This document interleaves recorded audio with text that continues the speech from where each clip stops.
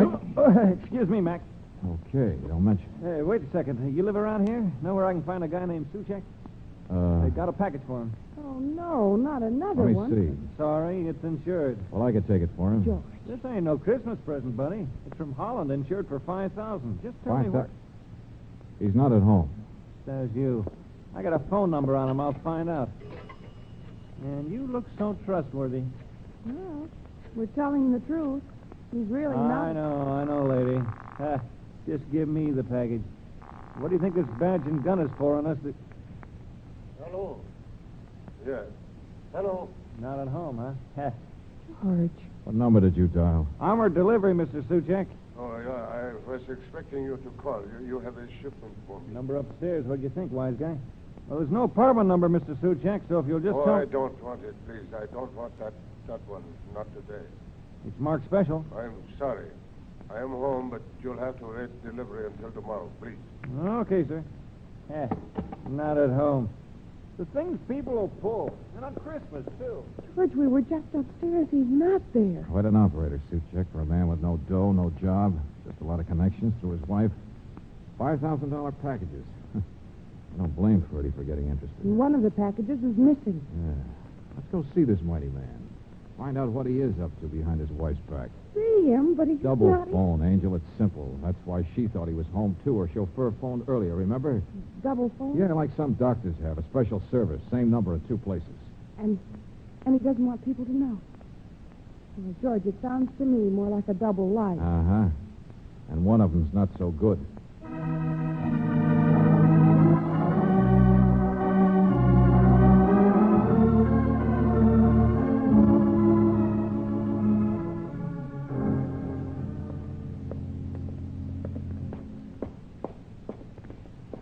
Studio on the top floor, according to the phone company.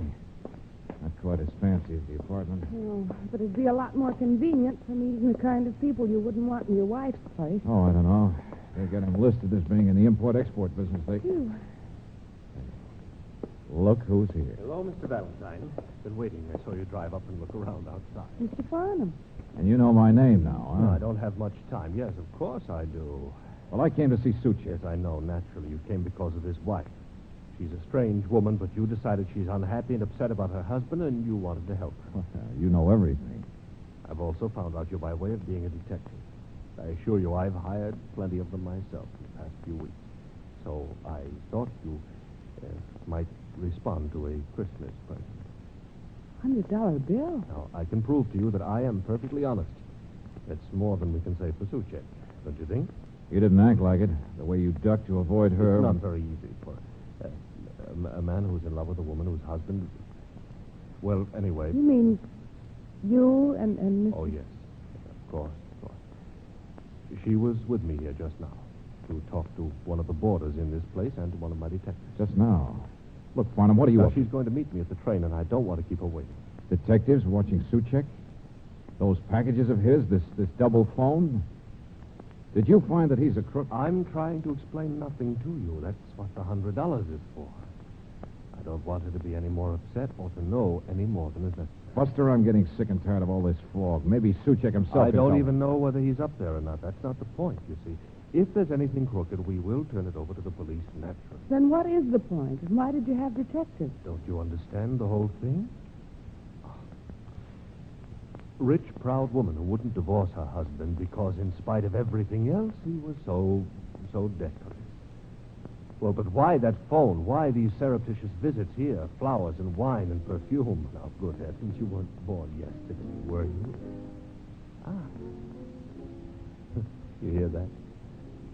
Suchek doesn't play the piano. Another woman. Now, I'm sure you understand. It's Christmas. Mrs. Suchek knows all she needs to know now, so let's have no more trouble. Sure. Okay, Farnham. Happy New Year.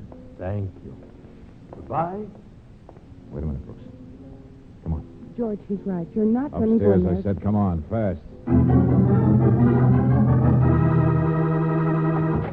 What you want? See something with my own eyes, that's all. Don't mind if I come in, do you, Mr. Suchek? Get out of here. I'm another detective. They've been haunting you, huh? Well, what are you talking about? Nothing, I guess. Nothing. but it's a woman's place, all right, isn't it? Yeah. Curtains, perfume. Sort of simple I taste, beg but, your pardon. That her picture over there? Where is she? In the other room? Oh, hey, look. You gave her a gold mirror, didn't you? I told you to get out of Now, here. take it easy. Now get out of here, I said. You... George, oh, George, you idiot. Going in Never there and mind, getting never it- mind. I'm all right. Come on, find me a phone. We're going Not home. until I've got Johnson to pick up that woman. What? You heard me, Mrs. Suchek.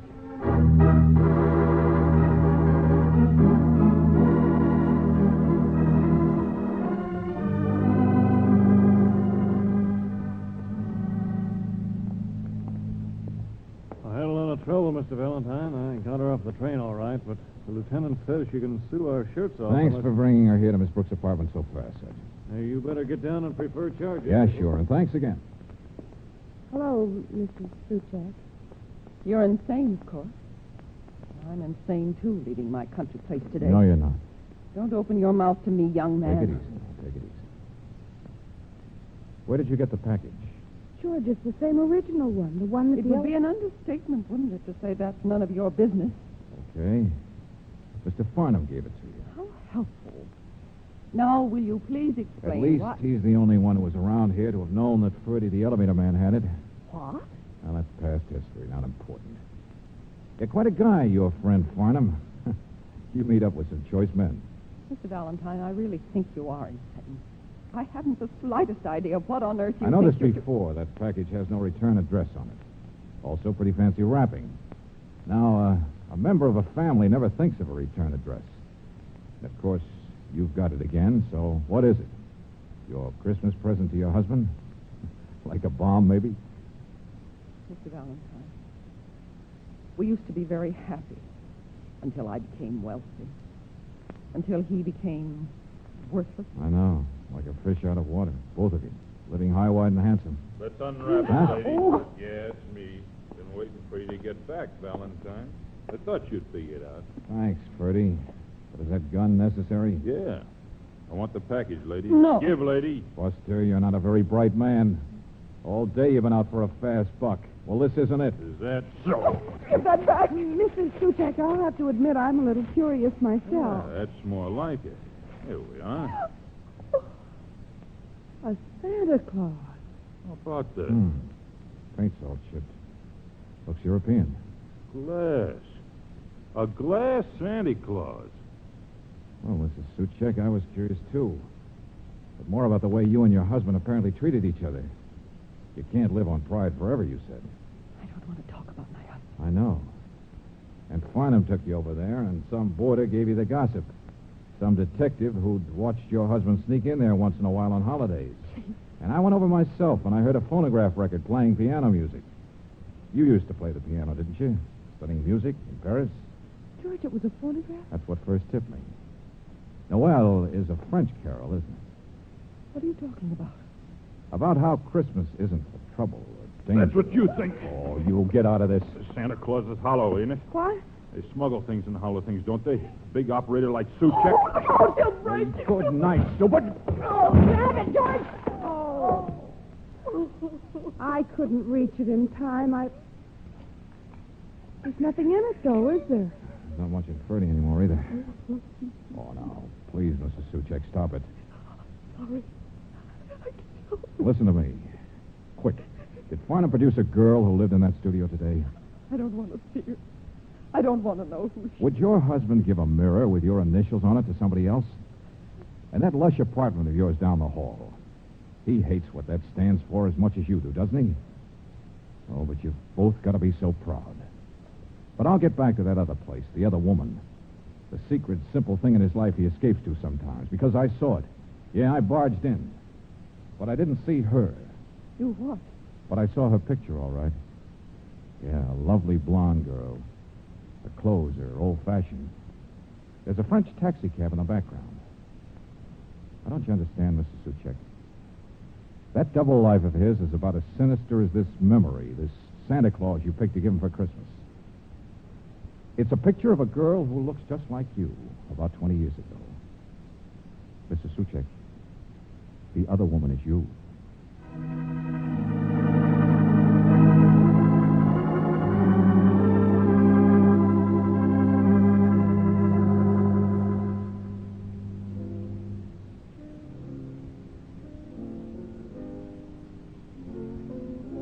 But, George, she's changed so much.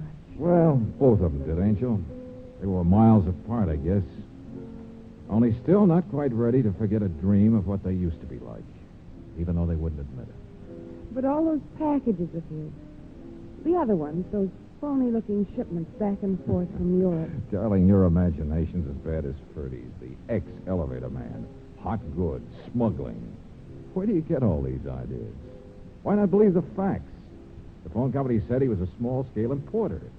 Now, express companies don't smuggle for people. A man could get a bank account from an honest business he was building up on the side. A man with the right background and rich friends to deal with. Yeah, You've well... listened to too many radio mysteries. Oh, I know I'm not clairvoyant.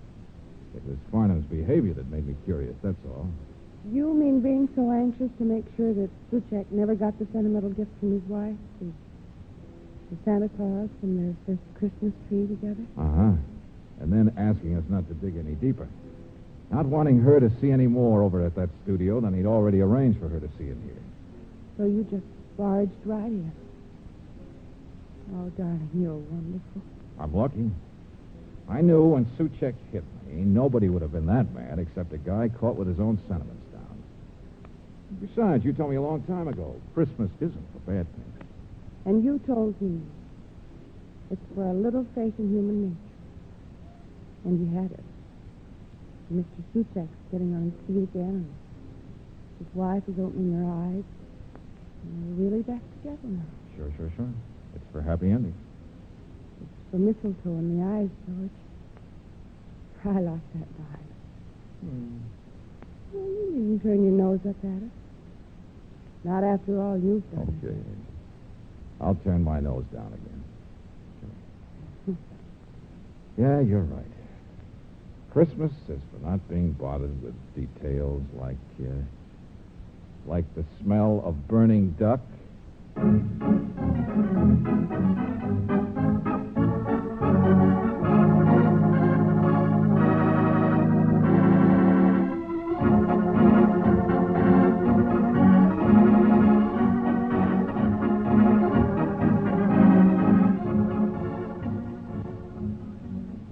Merry Christmas, everybody.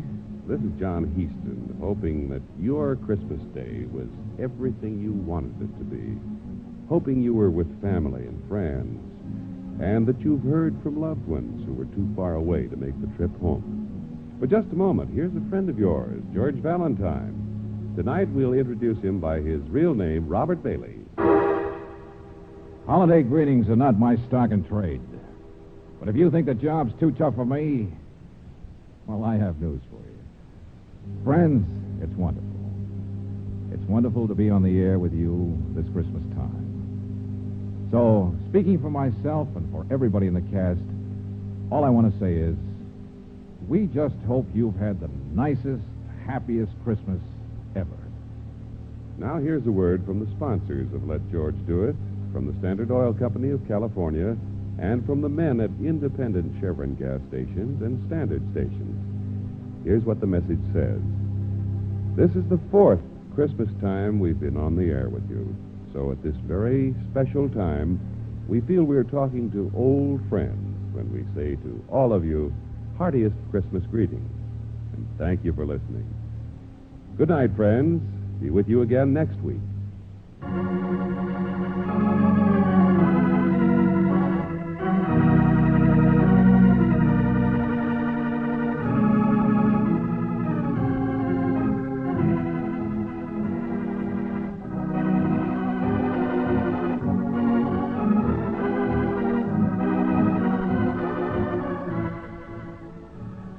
Tonight's transcribed adventure of George Valentine has been brought to you by Standard Oil Company of California on behalf of independent Chevron gas stations and Standard stations throughout the West.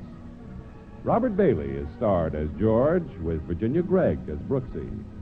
Let George Do It is written by David Victor and Jackson Gillis and directed by Don